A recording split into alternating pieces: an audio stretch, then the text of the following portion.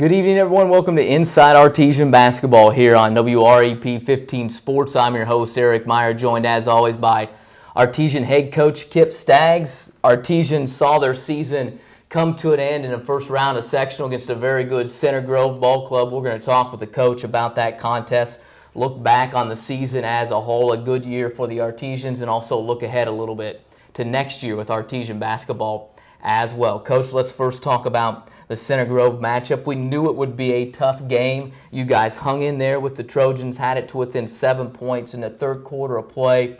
They were able to, though, hit some buckets, made a little bit of a run into the third, into the fourth, and ended up coming away with the victory. Well, obviously we were disappointed in the loss, but not disappointed in our effort. I thought our preparation, our effort was outstanding. Our kids played hard. There was not a lack of effort or any stretch of imagination, physically or mentally. But I think back to the game, and in the second quarter, we really had an opportunity. It was 30-21. We had 4 straight possessions where we don't score. We miss a short jumper, we miss a runner, we turn it over and miss a short baseline shot. But they don't score either. Their kid gets a basket there to put it at 32-21 going into halftime. But in that 2-minute segment, if we're able to capitalize right during that time frame, score a couple baskets, now all of a sudden it's 32-25, 32-26. You feel a little bit better about life. You feel a little bit better about where you're at in the game. We'd been in the lead. We fell behind, but we're right there. But instead we're down 11, and so that's kind of a tough way to go into halftime. But really pleased with our response coming out of halftime.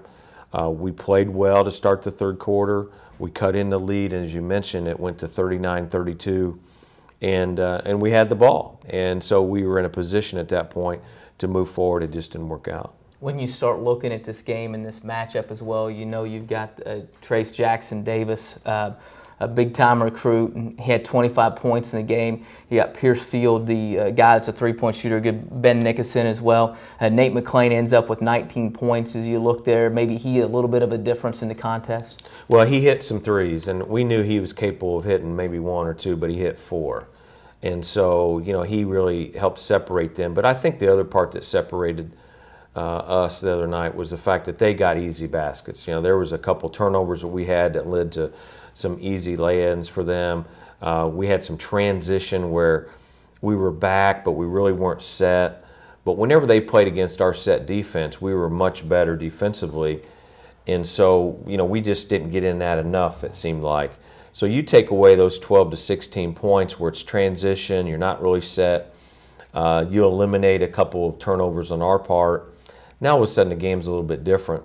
But back to the third quarter, we're down 7 with the ball. We turn it over. They come down, hit a 3, make it a 10-point game. Then there's a couple possessions in there where they score, but the big possession was really a 6-point swing that really hurt us. Was Jackson Raventos goes in for a layup.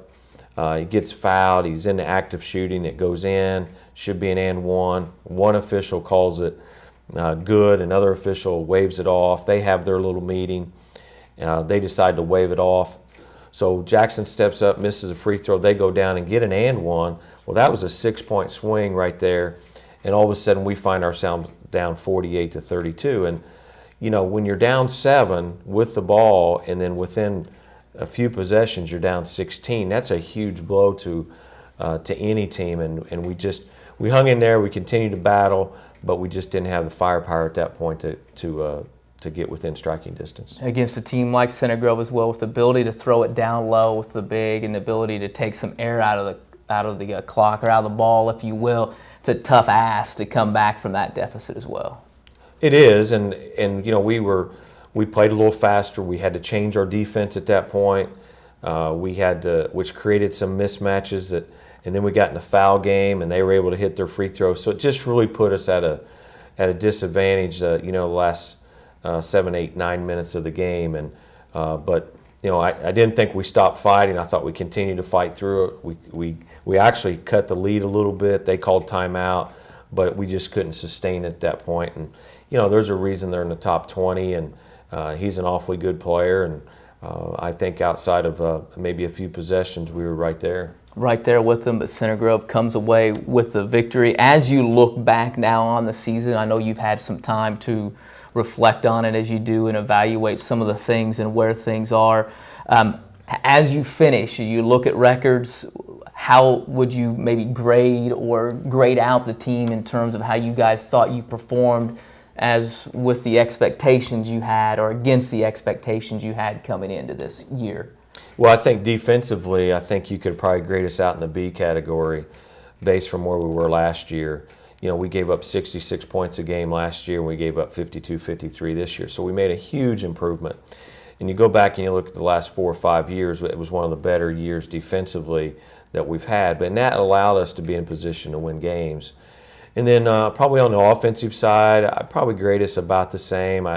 We had some good games, but I think the most important thing is we had games in there where when we had 23 or 24 baskets, we were having 14, 15, 16 assists.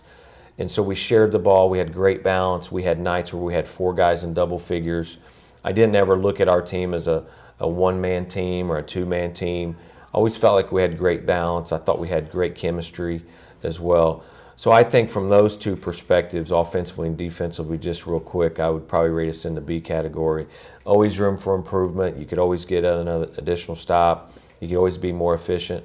And on a turnover standpoint, we only turned over about 11 times a game. So we took care of the basketball. We held our own on the rebounding front, which was a big concern to start the year. And then we did a great job at the free throw line. We shot 72% as a team. We had 2 guys at 80% or right at 80%. So, overall, we did a lot of good things and just very, very pleased with the progress of this team as the season moved on.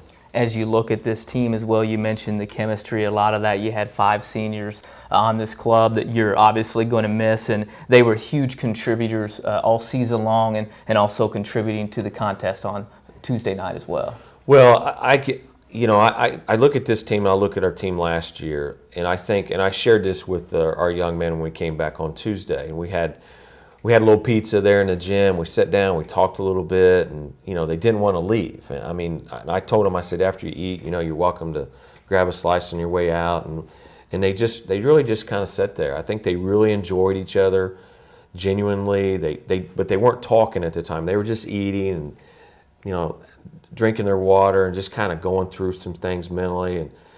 And I said, you guys can leave, but they just kind of stayed. And I think that shows kind of the team that we have. And, we can be very proud of them from that standpoint because they just really enjoyed playing together and the chemistry. But as I told them in the locker room before we had the pizza, I said, look, this is in my view, a perfect case study. If you took our team from last year, 16-17, did a qualitative study, you researched them, you surveyed them, you asked them questions, you asked them how they felt about playing, ask them about how they felt about coaches, ask them how they feel about basketball in general, ask them about how they feel about their teammates, all these questions. And then you turn around 8 to 10 months later and you ask them the same type of questions. What would be your response? And I think what you would find is that you've got 2 teams with a lot of the same guys back, but I think there's 3 common denominators that are different here. We played with great effort. We never had to worry about guys practicing. We played with great attitude, mentally and physically. They came to practice. They did what they were asked to do. And then on top of it, and probably the most important piece, is that we played with great chemistry. And you put those 3 things together, and I think it just pushed itself to where we were going to have success. How much success, I don't know. How many games you're going to win, I don't know. But we had great effort, attitude, and chemistry, and I think all 3 of those things came together, and you started to see that, midway through January into the end of the year, and where we won 8 out of 10. Even those 2 losses, we were in the game late. We had an opportunity to tie it or go ahead, or those kind of things, and it just didn't work. But we really had a nice run, and these young men are pillars of that success, and I have to give them a lot of credit. When you look also at the team, you mentioned some of the kids, the team in general, the 5 seniors that you have as well. You mentioned a little bit of the run you have. As you look back, what some of the things that maybe make you most proud? I know you mentioned some of them right now, but the accomplishments maybe on the floor, biggest games, biggest wins, biggest things that maybe you were able to accomplish during the season. Well, I think we accomplished a lot of things. I think individually, just quickly thinking, Luke Beaver, he could always shoot the ball, but you really saw that against Bloomington North and Perry Meridian, where he had a game of 24 and a game of 26, and he just got going, and I'm sure that's something that he'll always remember. Jackson Raventos, right during that January stretch, he had 18 points in a game, and I'm sure that he'll always remember that. Jonathan Collier, I think about, he had a couple games there when he was in 15, 16, 17 point range, and that always stand out for him. Eli Mock at senior night, the way he started that game against Columbus East, I'm sure will stand out to him. Blake Baston, down at Eastern Green, he gets the start due to some injuries and some things, and he hits a 3 to help us get going early in the first quarter. So I'm sure they all have individual memories and of what they did well and some things, and I could go back and I could talk about Jackson Raventos. He was a low maintenance guy and a lunch pail guy, and he was always in the right place, taking charges. Jonathan Collier was a guy that always seemed to draw the task of guarding the best perimeter player on the other team. I think about Luke and Blake and the roles that they played as shooters, but how they improved defensively from a year ago, and even through their experience of playing JV and how they progressed is just outstanding.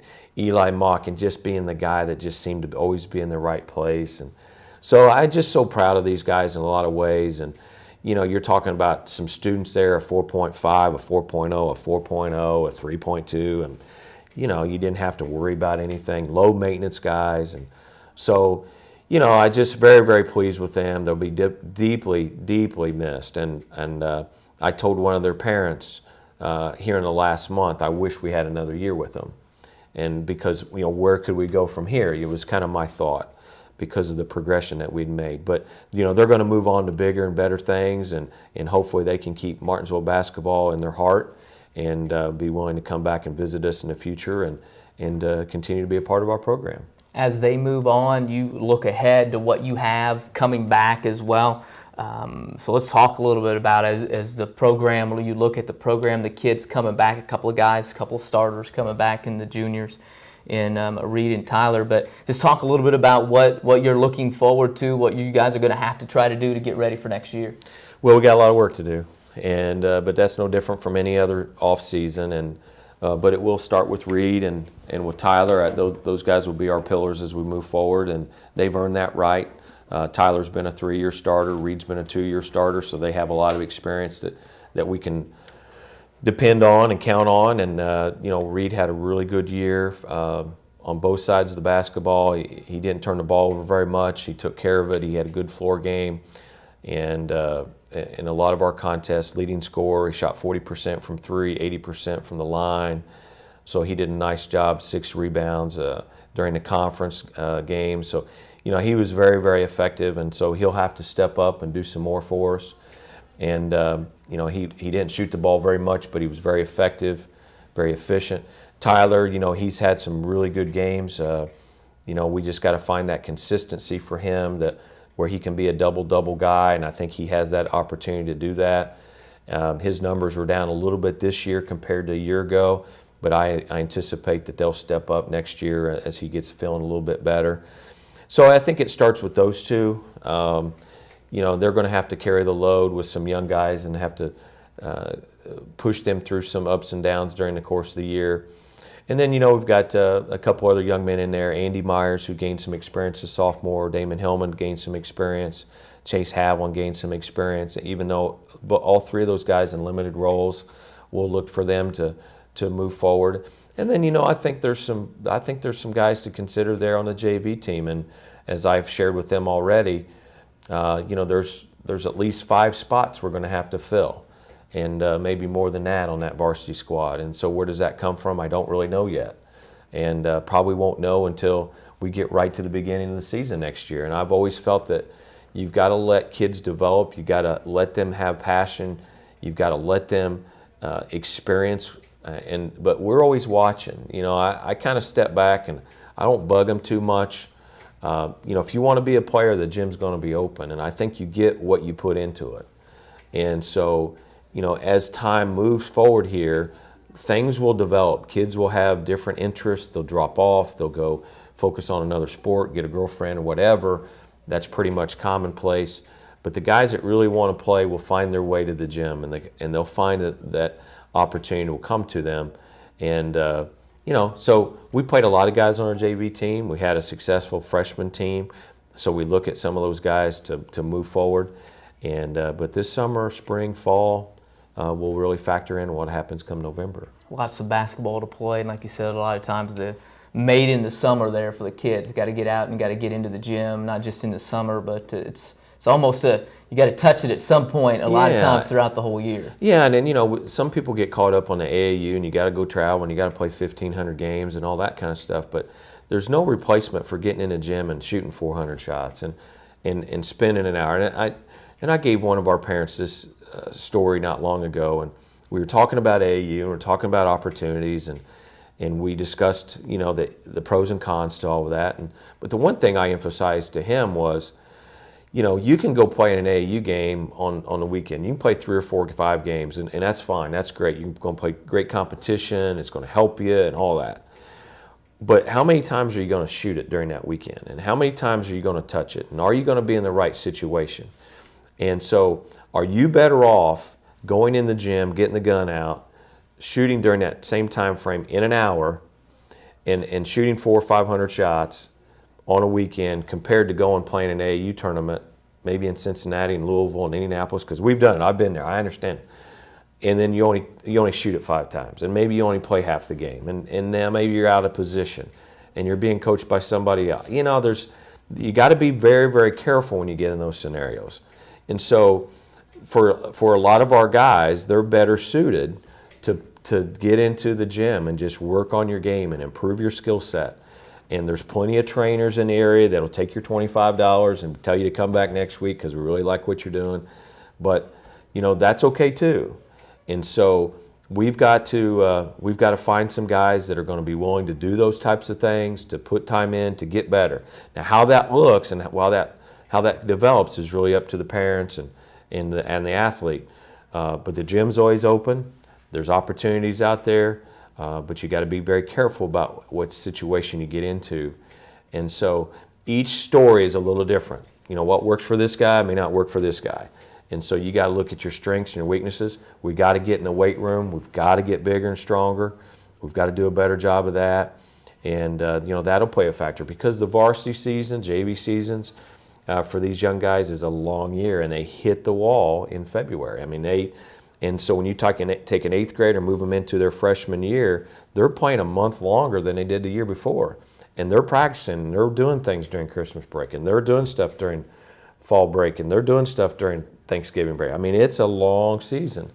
And so we've got to help prepare those guys for that grind during the course of the year. And one way to do that is the weight room. And so we'll step out and we'll go to talk to the middle school guys here in the next few weeks, and we'll talk about some things coming up and opportunities they have. We'll do the same thing with our freshmen, sophomores, and juniors and give them an update of where we're going to go.